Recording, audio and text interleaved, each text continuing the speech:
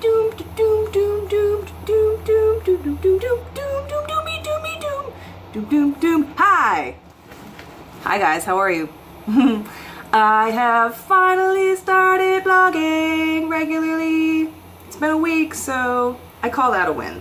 I don't know about you, I call that a win.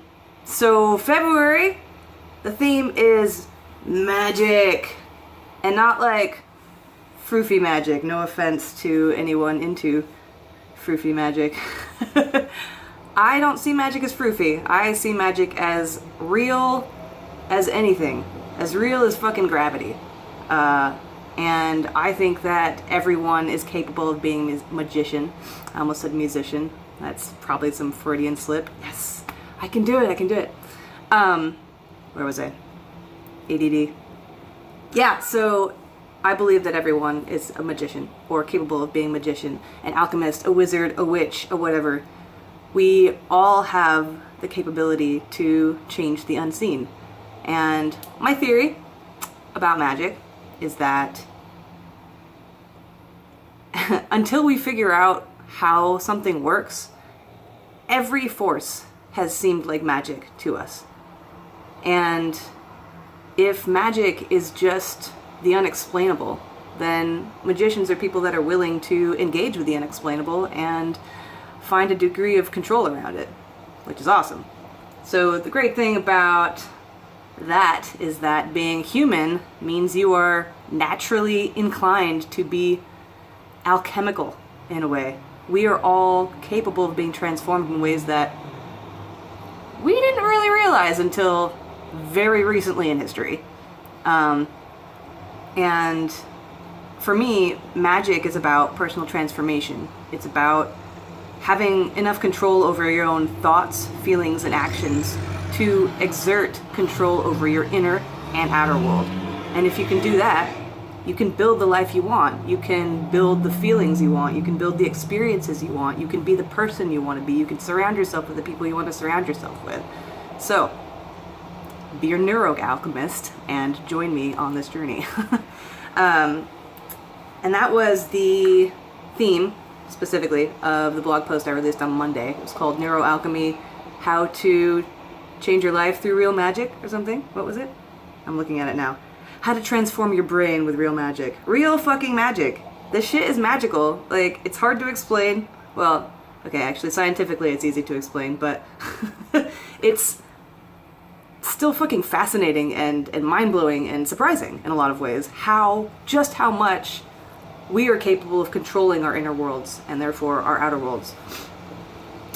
So in the article, which is here, I described 5 different ways to impact your life in a positive way using quote-unquote magic, using neuro alchemy, and the first of which is kind of crucial for, I think, all of them. The first 2 are the foundation of becoming a neuro alchemist, of becoming a magician of your own life. And the first one is to practice emotional meditation. The first one is all about learning to feel your feelings. If you have been avoiding them your whole life, this is going to be a problem. I had that problem. I've been through schooling on figuring out that I have emotions and figuring out what they are, figuring out how to get in touch with them and what to call them, and the subtle differences between all of them. And the best way to start doing that is to practice mindfulness of your emotions. I tend to automatically do this when I'm having a bad day, when I'm feeling frustrated or angry or sad or uncomfortable or anxious, any of those things. If I can get into a good place, have a sit, close your eyes, lean back, and check into your body. This might be a meditation that you have done before. Do a body scan. Check in from your toes to your knees, to your crotchal region, and your stomach, and your chest, and your neck, and your mouth, and your eyes, and your head. Just see what feelings are going on in there. That's one way to start. Another way to start is to just sit down, close your eyes, and ask, how am I feeling right now? And you might not have any feelings for a minute until you kind of sit there and listen for a bit, you might immediately recognize that you're feeling pissed off. So what you do once you get on those feelings is to sit, breathe around the space. So figure out where it is in your body. Tends to be here, which is why I'm going around. My negative feelings almost always are in chest or sometimes a little bit lower here. Imagine that as a ball of energy swirling around inside of you, and stop fighting it. Just let it be there. The sooner you accept it, embrace it, surrender to it, the sooner it will chill out. Sometimes, I will warn you, this does make it freak out a bit more, and that's cool. That's cool, just let it freak out. Sit there, breathe through it, don't try to make it go away. Just do this for like a minute or two. And if you do this every time you are experiencing negative feelings of any kind, first of all, you're going to start recognizing them. You're going to start figuring out the differences between them. You're going to start having ideas about how to deal with them. You're going to start having more compassion for yourself when you're having those feelings, and you are going to be less and less afraid of those feelings, resulting in dissociative behaviors such as watching way too much TV, working way too hard, drinking too much, eating too much, spending too much, loving too much.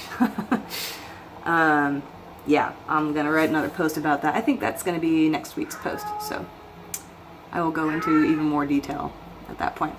Number 2, and this is the other foundational, what is up with my face today? This is the other foundational thing to becoming a magician of your own world, is to tune into your own narrative.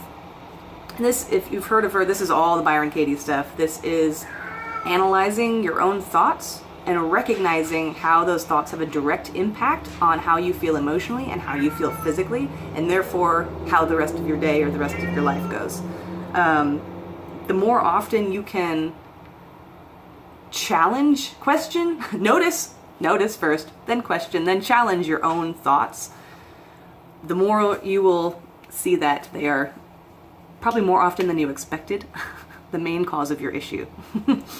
That doesn't mean put up with shit in your life. That just means there may be a lot of situations in which changing your thoughts about a situation may change how you feel about it and completely unblock the whole situation. Again, gonna write another article about that. I'm basically just gonna do like an article on each of these points over the next couple weeks. It's gonna be great! I'm so excited. I have a framework. Finally, I have a framework for just shitting this stuff out, and it's like,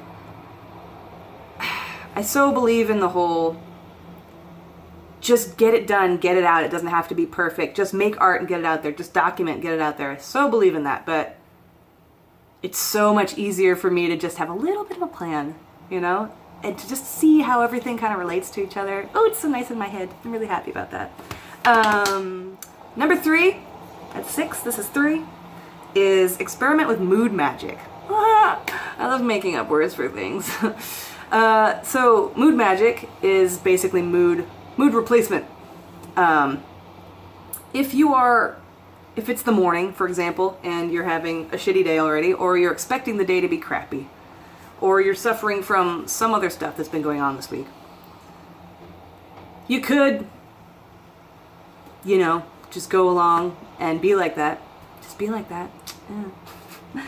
Or, if you're willing to at least try, you could attempt to replace those feelings.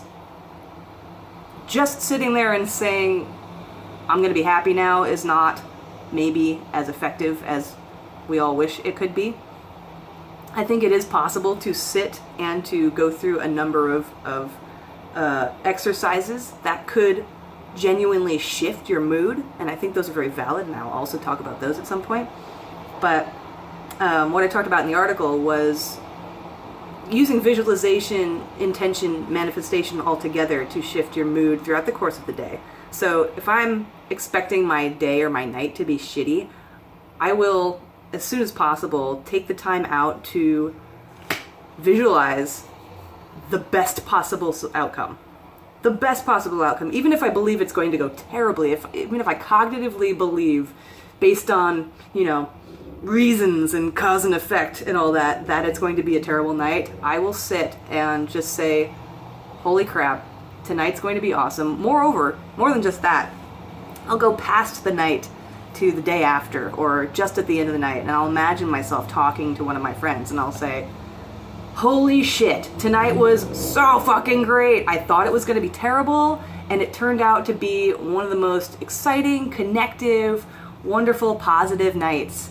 And I will go into detail often if I remember to do so, and you really should remember to do so, because the more detail you use in your manifestations, your intentions, your visualizations, the more effective they will be, because they're getting all in there, all into the deep parts of your brain, and they're tweaking things, and they'll tweak things that'll change just a little bit how you behave. They'll change how you carry yourself. They'll change how you talk to other people and how they respond to you. They'll change your vibes if you believe in that shit, you know? And that will impact everything that happens around you. We are all just bundles of energy that, with all these tentacles that are going out into the world, and we never fucking realize this. We think we're just bricks walking around that don't impact each other, but we are always in all these different ways. Scientific ways, not woo-woo ways, man. Micro expressions, dude. Ooh! We are always impacting each other. So, experiment with moon magic. Plan for every day to be fucking awesome, especially the ones that you expect to be awful. All right, number 4, experiment with manifestation. Fuck yeah, this is my favorite thing.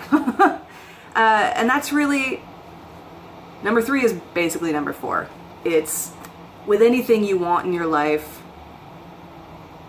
plan for the most positive thing to happen. Think about it all the time, visualize it, feel it. That's the most important thing. Feeling the positive future outcome will absolutely change the chemicals in your mind, the construction of your mind. It will have the most impact. You can't just think about it, because I guess that doesn't do much to the brain.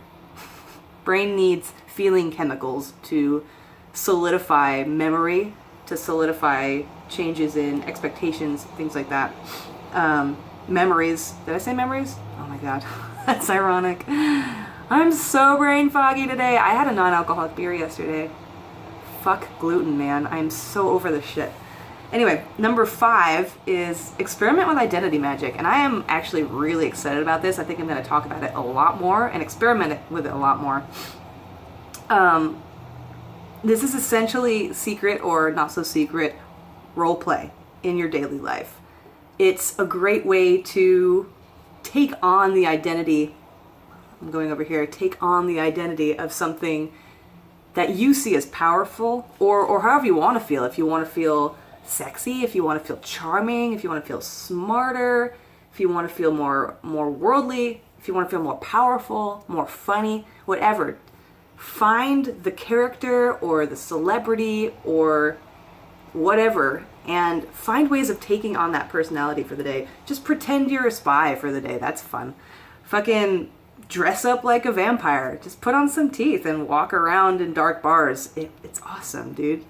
Put on a cloak. Put on an imaginary cloak or a real cloak and pretend you're some kind of fucking goddess from space or some shit, and you've come here and you just have all this compassion for everybody. I swear to God, it will change how you feel in a room. I'm probably going to be doing a lot of drag this year, as much as I possibly fucking can, because I'm super genderqueer. I see myself as bigender, and I know I present as female, but in here there's a lot of dude. And I find that when I dress up like a guy, the people that don't notice I'm a chick yet treat me differently, and I behave differently just automatically when I get into character. And it's taught me a lot about how I see femininity and women, and how I see masculinity and men, and how all that needs to blend inside me for me to be my best self. It's so expansive. It's really expansive and really wonderful. So this is great. I didn't think I would be able to get through this at all, because I was reading my own article going, derp, read that sentence again. But yeah, so I hope you guys have some ideas for how you can become neuro alchemists, become the witches and warlocks and wizards of your own body and your own mind and your own life. This is pretty much everything I want Snake Power to be about. So I'm going to be talking a lot about it. And I'm really excited. So thank you for watching. I love you guys. And there will be another video next week. There will be another article, I hope, on Monday. So, mwah, talk to you soon. Bye.